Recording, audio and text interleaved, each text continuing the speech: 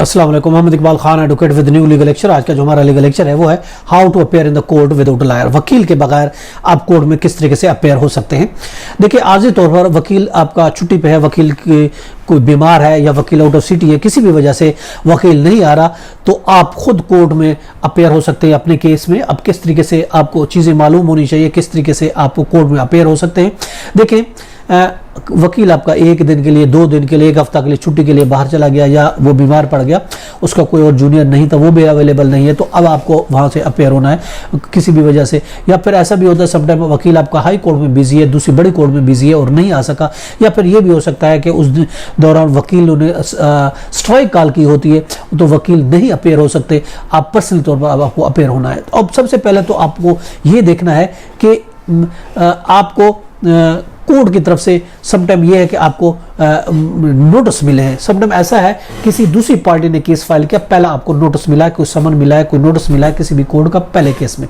एक तो सूरत ये हो सकती है। दूसरा, ऑफ कोर्स डेट सर पे आ गई, आपने वकील एंगेज किया मगर वो आज बिजी है, आज इस डेट पे नहीं आ सकता, तो फर्स्ट टाइम आपको नोटिस मिला है और वक्त बहुत कम है वकील एंगेज करने के लिए, ये भी सूरत है। वकील एंगेज कर लिया या समटाइम आपने वकील एंगेज ही नहीं किया, पहला नोटिस मिला, तो फिर आप क्या करेंगे।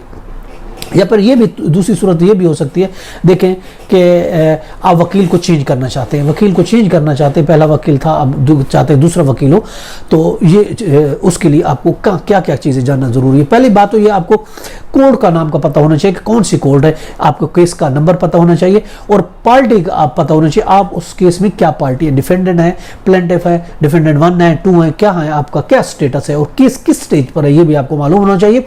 और इसके अलावा केस के बारे में भी मालूम होना चाहिए, किस चीज़ का केस है। और फिर आपने अभी एडजॉर्नमेंट की एप्लीकेशन है, ऑफ कोर्स या तो वकील बीमार है, वकील स्ट्राइक पे है, आपका नोटिस पहला मिला, आप वकील करना चाहते हैं, आपको टाइम चाहिए, आप वकील चेंज करना चाहते हैं, ये बहुत सी सूरतें हो जाती हैं, तो आपको पर्सनल तौर पर कोर्ट में जाना है और आप एडजॉर्नमेंट की एप्लीकेशन देते हैं कि मुझे टाइम दिया जाए, उसको केस को एडजॉर्न किया जाए।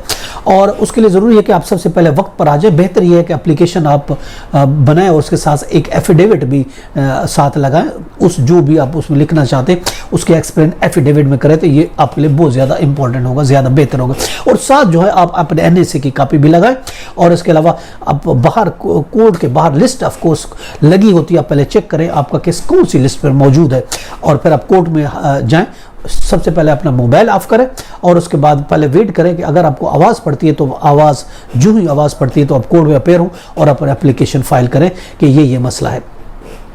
या फिर ये भी हो सकता है कि अभी आपको आवाज़ नहीं पड़ी, अब सबसे पहले जो ही आप जाते हैं सुबह सवेरे जाके आप एप्लीकेशन अपनी जमा करा सकते हैं, ये भी आपके पास ऑप्शन है। और उसके बाद जो भी फिर कोर्ट आपसे जो भी सवाल करेगी वो उस आप सही तरीके से जवाब देना, इस तरीके से आपको एडजॉर्नमेंट मिल जाएगी। ये है तरीका कि आर्जी तौर पर अगर हम आपका वकील नहीं है, आप कोर्ट में किस तरीके से अपेयर हो सकते हैं। ये था आज का लेक्चर। इसके साथ इजाज़त, फिर मिलेंगे। Have a nice day. अल्लाह हाफ़िज़।